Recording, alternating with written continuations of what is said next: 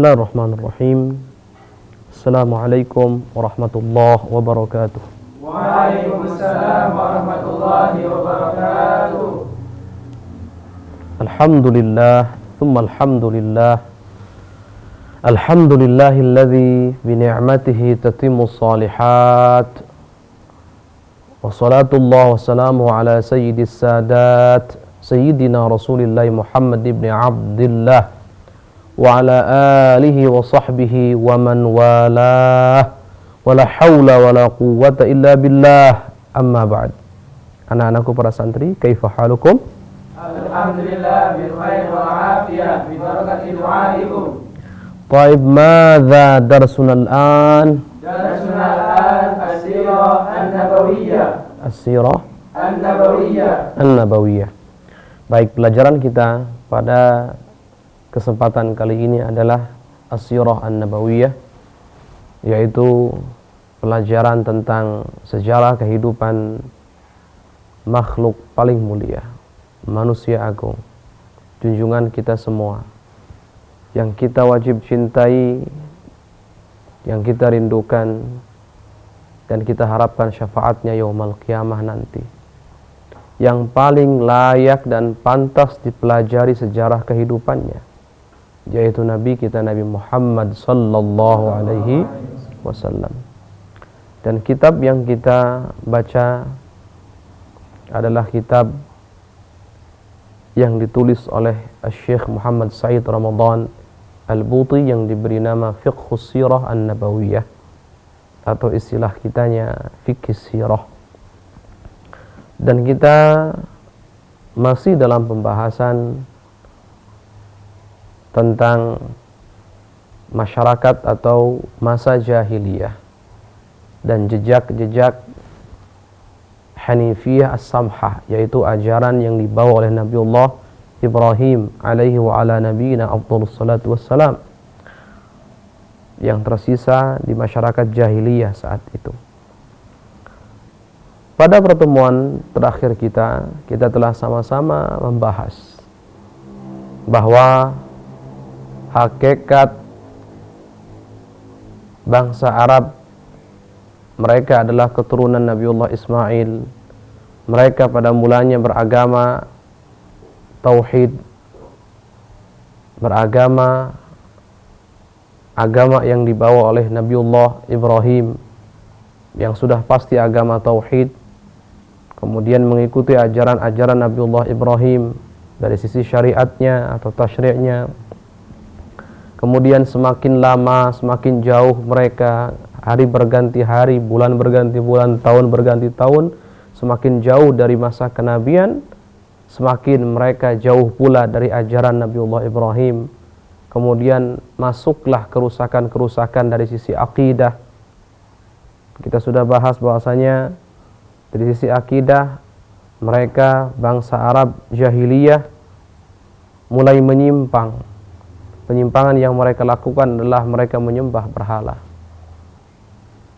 Yang pertama kali berhala tersebut dibawa dari negeri Syam sana ke Makkah Mukarramah oleh seorang yang bernama Amr bin Luhai. Ini adalah hakikat. Mulai menyimpang, kemudian dari sisi akhlak, kemudian dari sisi ajaran-ajaran syariat Nabiullah Ibrahim, mulai menyimpang. Mereka bangsa Arab pada masa jahiliyah mulai menyimpang. Semakin lama, semakin jauh, semakin menyimpang, sampai penyimpangan yang terjadi, kesesatan yang terjadi, penyelewengan akidah yang terjadi, itu menjadi umum dan general, terjangkit hampir semua masyarakat yang hidup pada masa itu dari bangsa Arab jahiliyah. Walaupun ada sebagian yang Allah selamatkan, yang Allah jaga, yang tetap berpegang teguh pada akidah tauhid dan ajaran-ajaran Nabiullah Ibrahim yang lainnya. Ini fakta, tidak bisa terelakkan sama sekali. Fakta. Ini kita sudah pelajari fakta. Dan fakta ini, hakikat ini sudah sangat jelas dan gamblang sekali. Siapapun yang mempelajari sejarah akan mengetahui fakta ini. Dan sebetulnya tidak perlu dijelaskan kembali karena sudah jelas. Sesuatu yang sudah jelas sebetulnya tidak perlu dijelaskan kembali. Tapi kenapa Syekh Al-Buti Al-Musannif di sini menjelaskan fakta ini kembali, mempertegas fakta ini kembali, karena ada sekelompok orang di luar sana yang menundukkan akidahnya, keyakinannya, hakikat fakta ilmiah demi untuk mencapai cita-cita yang diinginkan. Dan kebetulan hakikat yang dicoba oleh mereka untuk dipalsukan, ditundukkan adalah hakikat yang berkenaan dengan sejarah bangsa Arab, keyakinan bangsa Arab, kemudian lebih tepatnya tentang masa jahiliyah ini yang kita bahas saat ini. Sehingga perlu kiranya untuk diulas kembali, untuk dicerahkan kembali, diperjelas kembali dan dipertegas kembali. Ingat, karena ada sekelompok orang ini mencoba untuk menundukkan fakta atau hakikat akidah mereka, akidah yang memang seharusnya diyakini karena sesuai dengan fakta, sesuai dengan ilmu. Mereka tundukkan hanya demi menuruti apa yang mereka inginkan, hanya demi tercapainya ambisi yang mereka inginkan. Terlepas dari apa itu faktornya, nanti kita bahas pada kesempatan kali ini. Oleh karenanya penting untuk kita betul-betul fokus untuk mempelajari. Ini muqaddimah terakhir dalam kitab ini, kitab fiqh sirah, yang berkaitan dengan sejarah tentang masa jahiliyah, sejarah tentang masyarakat jahiliyah dilihat dari sisi ajaran atau akidah mereka pada masa mulanya, awal bahasa Arab dari nenek moyang mereka, kemudian yang terjadi setelahnya sampai datangnya Rasulullah Shallallahu Alaihi Wasallam diutus sebagai seorang nabi yang memberantas semua kesesatan, kemusyrikan dan semua penyimpangan, penyelewengan yang pernah dilakukan oleh bangsa Arab, baik dalam sisi akidah, akhlak dan ajaran-ajaran yang lainnya.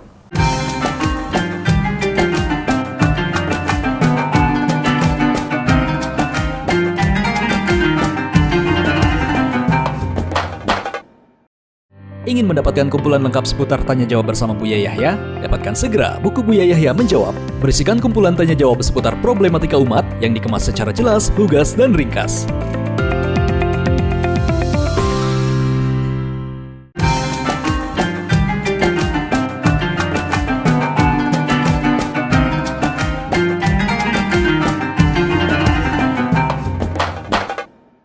Pada kesempatan kali ini, pada pelajaran kita kali ini, kita akan sama-sama mempelajari tentang, tentu masih dengan tema yang sama, tapi ini masalah penting di sini. Masalah perbedaan antara seorang yang menjaga kehormatannya, orang yang benar dalam hal bermanhaj, orang yang benar dalam hal bermuamalah dengan fakta ilmiah, dengan orang yang menyelewengkan fakta-fakta ilmiah. Orang yang benar ini disebut orang yang menundukkan segala keinginan pribadinya, kelompoknya, golongannya demi mengikuti kebenaran, demi mengikuti ilmu, demi mengikuti fakta ilmiah. Ini orang yang benar. Dan orang yang menyimpang, nyeleweng adalah orang yang tidak memperdulikan fakta, tidak memperdulikan ilmu, tidak memperdulikan realita. Yang diperdulikan oleh dia adalah bagaimana sampainya dia kepada apa yang dia inginkan, bagaimana tercapainya ambisi yang memang selama ini dia inginkan. Dan ini adalah orang yang nyeleweng. Maka kita baca teksnya. Qala al-musannif al-imam al-Buti rahimahullah ta'ala, nafa'ana Allahu bihi wa bi'ulumi wa amaddana bi asrarih wa a'ada min barakatih yamil anqal wa ma a'zama al-farqa. Sebelumnya ajal, kata beliau, ini dulu. Falaqad 'ashat hadhihi an-naw'iyyatu minan nas wa lam ya'ud yuhimmuna annaha innama tusaffidu 'aqlaha bi aqsa aghlal al-'ubudiyyah wal istirqaq al-fikri. Baik. Ya, betul, kata beliau. Ada, sebelumnya kita pelajari bahwasanya ada sekelompok manusia yang menundukkan akidahnya demi keinginannya, dalam bahasa lain, menundukkan keyakinannya, menundukkan fakta ilmiah, tidak memperdulikan fakta ilmiah, tidak memperdulikan ilmu. Yang dia pedulikan adalah keinginannya, ambisinya. Orang semacam ini kata Syekh Al-Buti, ada dan hidup ada orangnya. Cuma perhatikan,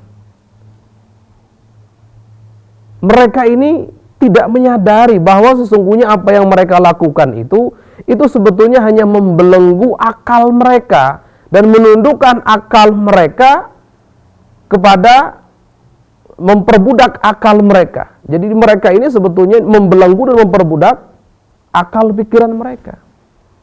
Coba bayangkan, salah satu kelebihan manusia sebagai makhluk adalah Allah karuniai dengan karunia yang sangat luar biasa, yaitu akal.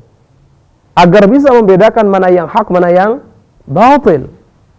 Bahkan akal itu kalau ada disebut dalam Al-Quran, maka selalu perhatikan, selalu dalam siyaqul madah, dalam konteks pujian. Dalam konteks pujian. Maka akal ketika digunakan dengan baik sesuai dengan fungsinya untuk mengetahui satu hakikat, membedakan hakikat yang satu dengan hakikat yang lain, membedakan mana yang hak, mana yang batil, ini ketika digunakan, maka seseorang akan terbimbing menuju kebenaran. Tapi ketika seseorang membelenggu akalnya, seakan-akan akalnya sudah, ente wahai akal jangan bergerak, sudah, sini saya kurung. Perhatikan, kurung saja sudah akalnya. Pemikiran, sudah nggak usah ada pemikiran, nggak usah mikir, sudah. Dikurung juga, dibelenggu, ditundukkan, diperbudak. Kemudian yang dibebaskan apa? Keinginan, ambisi, hawa nafsu yang dibebaskan. Dia tidak sadar, kelompok manusia yang tidak sadar, sebetulnya dia membelenggu akalnya dia, membelenggu pikiran dia, hanya demi untuk sampai kepada ambisi, keinginan, hawa nafsu belaka. Ini orang yang sesat, inilah orang yang tidak mengindahkan, tidak memperdulikan kebenaran, fakta ilmiah, ilmu, tidak memperdulikan itu. Yang dia perlukan adalah bagaimana sampai kepada ambisi hawa nafsunya, wal'iyadzubillah. Iya, kata Syekh Al-Buti, ini mereka nggak sadar bahwa seperti itu faktanya. Wa ma 'azamal farqa baina an takuna iradatuk min wara'i aqidatik wa baina an takuna aqidatuk min wara'i iradatik. Dan sungguh sangat besar perbedaan antara keinginanmu di belakang akidahmu, berada di belakang akidahmu, dan akidahmu yang berada di belakang keinginanmu. Nah, ini perbedaannya jauh. Beda antara orang yang meletakkan keinginannya di belakang akidahnya. Artinya akidah ini perkara yang wajib diyakini. Karena memang fakta-faktanya, dalil-dalilnya juga dalil-dalil yang yakin, yang kuat, yang qat'i. Jadi ada dua kelompok di sini. Kelompok pertama adalah kelompok orang yang tersesat, yang meletakkan keinginannya di depan akidahnya. Dengan bahasa lain, meletakkan akidahnya di belakang keinginannya. Artinya yang dia utamakan apa? Keinginan, ambisi, hawa nafsu. Adapun akidah yang seharusnya dia yakini, yang itu adalah kebenaran yang murni, yang sejati, yang mutlak, dia tidak pedulikan. Ini orang sesat. Sedangkan kelompok yang kedua adalah orang yang meletakkan akidahnya di depan keinginannya. Orang yang mengutamakan kebenaran daripada keinginan. Wah, itu bahasa simpelnya sudah. Harusnya kita ini kalau menemukan kebenaran, ikuti. Jangan kebenaran dikesampingkan demi mencapai ambisi hawa nafsu pribadi. Yang kelompok pertama sesat tadi. Kenapa? Karena meletakkan akidahnya, keyakinannya, kebenarannya, fakta ilmiah di belakang keinginan. Artinya mengutamakan keinginan pribadi daripada kebenaran. Kelompok kedua ini yang benar. Meletakkan akidah, perkara yang benar, yang wajib diyakini, yang bersumber dari dalil-dalil yang yakin, di depan. Karena ini adalah fakta dan kebenaran. Sedangkan keinginan taruh di belakang. Keinginan harus ngikut kebenaran. Jadi beda. Mana yang diikuti, kebenaran atau keinginan? Manhaj yang benar adalah, yang diikuti adalah kebenaran. keinginan harus tunduk patuh kepada kebenaran. Tapi manhaj yang salah, yang diikuti adalah keinginan, dan kebenaran ditundukkan demi keinginan. Itu kesalahan. Bayangkan kalau seandainya umat manusia ini dibebaskan untuk menggapai apa yang mereka inginkan masing-masing ada dalam diri mereka masing-masing, sesuai dengan hawa nafsunya masing-masing, hancur dunia. Tapi ketika manusia diikat oleh peraturan yang itu adalah kebenaran, dan mereka harus sadar bahwasanya keinginan itu belum tentu benar, dan keinginan harus ikut yang namanya kebenaran. Baik, sekarang sebegini saja, mana yang harus diikuti? Kebenaran atau keinginan? Mana yang harus diikuti? Kebenaran. Maka taruh kebenaran di depan, akidah taruh di depan. Urusan apa yang kita inginkan di belakang saja sudah. Jangan pernah taruh keinginan pribadi ada di depan, kemudian mengindahkan, tidak memperdulikan yang namanya kebenaran, fakta ilmiah. Jelas atau tidak? Bisa dipahami? Perbedaannya sangat jauh. Baik.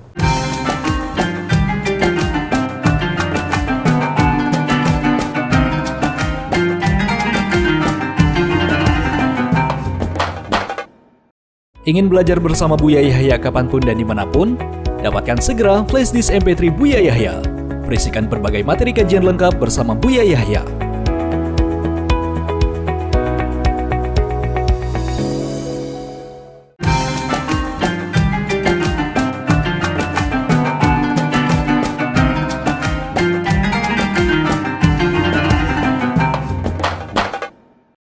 Wa ma 'azama al-farqa bainahuma 'uluwan wa isfafa Allah wa 'izzatan wa hitata. Betapa jauh perbedaan atau besar perbedaan antara keduanya, tinggi dan rendahnya. Kalau bahasa kitanya baina sama wa sumur. Jadi yang pertama itu yang mengikuti kebenaran sama. Ini benar di langit, benar ini dijunjung tinggi.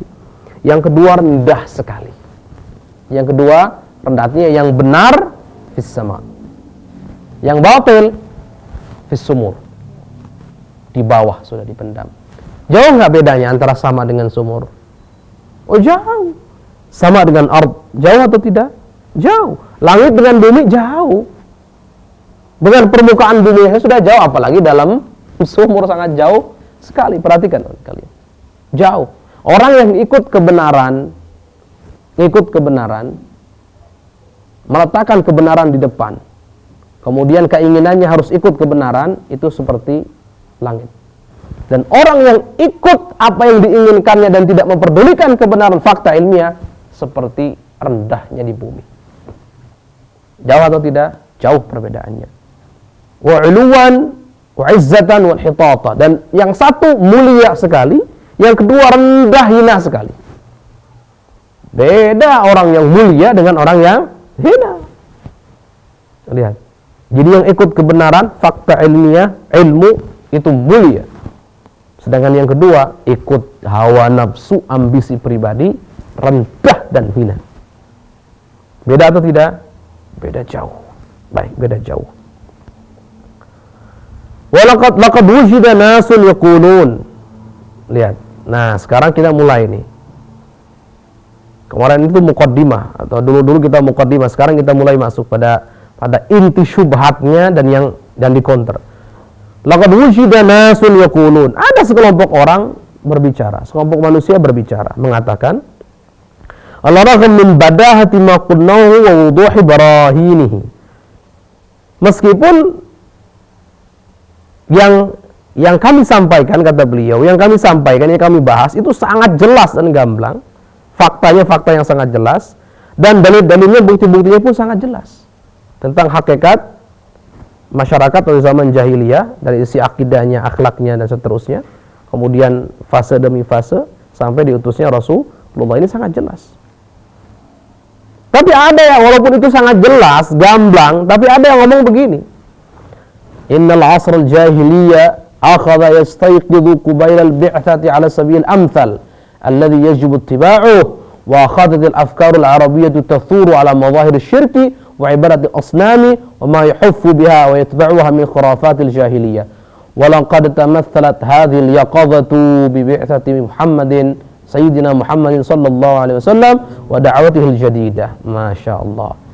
Jadi ada orang, walaupun faktanya sudah jelas, fakta gamblang sekali, hakikatnya sudah jelas, ada yang ngomong, yang namanya zaman jahiliyah dulu, masyarakat jahiliyah, itu mulai bangkit sebelum diutusnya Rasulullah SAW. Maksud mulai bangkit ini bagaimana? Maksud mulai bangkit yang dimaksud di sini, mereka dulu kesepakati bahwasanya tersesat, iya, nyembah berhala dan seterusnya, iya. Tapi semakin lama, ini lihat, semakin lama, semakin jauh dari masa kenabian Nabiullah Ibrahim, Nabiullah Ismail, menurut ini, si pemalsu ini, mengatakan bangsa Arab semakin terbimbing menuju jalan yang benar, kebalikan daripada fakta. Faktanya nggak begitu. Faktanya sudah sangat jelas, semakin jauh semakin tersesat. Tapi ada orang ngomong, semakin jauh, semakin jaraknya semakin jauh, masa semakin jauh, semakin dekat dengan kebenaran. Loh, ini kebalikan daripada fakta. Baik, kita lanjutkan. Dan orang ini mengatakan bahwa sempurnanya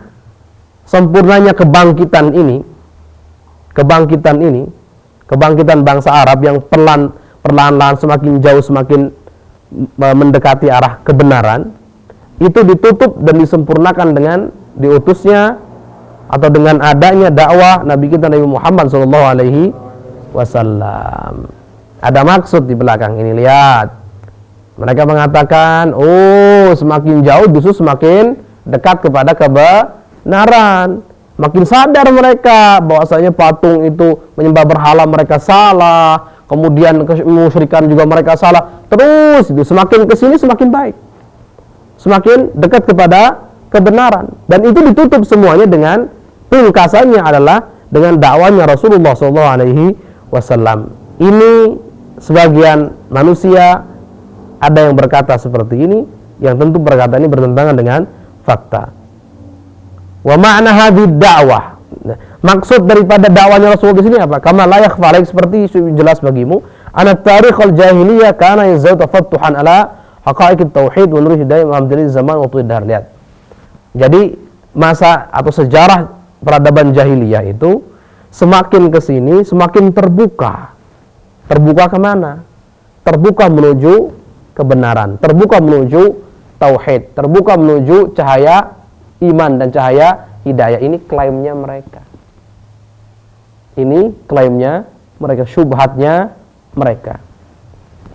Ay annahum kullama ta'adu an ahdi Ibrahim wa qamat bainahu wa bainahum qurun ukhra izdadu qurban ila mabadi wa da'wati hatta balagha hadzal qurbu mada'ul akhir ibana bi'athati al-Mustafa alaihi salatu wassalam. Baik. Seperti yang disampaikan tadi, mereka kesimpulannya menyampaikan semakin jauh daripada masa kenabian Nabiullah Ibrahim, Nabiullah Ismail, maka orang bangsa Arab semakin baik, semakin dekat kepada kebenaran, semakin dekat kepada agama yang benar, agama tauhid, semakin membenci namanya menyembah berhala dan seterusnya. Ini yang ingin disampaikan oleh sebagian kelompok atau sebagian manusia ini tentu adalah syubhat yang dilemparkan kepada kita semuanya agar ada keraguan-keraguan dalam hati. Padahal ingat, itu sangat bertentangan dengan sejarah. Kita cukupkan insyaallah pelajaran kita pada kesempatan kali ini. Yang ikut pada kesempatan ini, tolong ikut kesempatan berikutnya, pelajaran berikut, karena sangat penting. Karena kita akan sempurnakan penjelasan bagaimana mengcounter syubhat ini secara rinci, secara detail. Baik, semoga Allah Subhanahu wa taala membuka pintu hati kita semuanya untuk selalu mengikuti sunnah Nabi Muhammad SAW. Diberikan kita semua ilmu yang faat oleh Allah Subhanahu wa taala yang menghantarkan kita kepada keridhaan Allah. Ala hadhihi wa ala kulli salih. Al-Fatihah.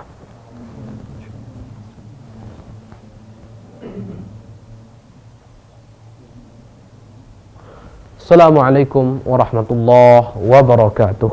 Waalaikumsalam warahmatullahi wabarakatuh.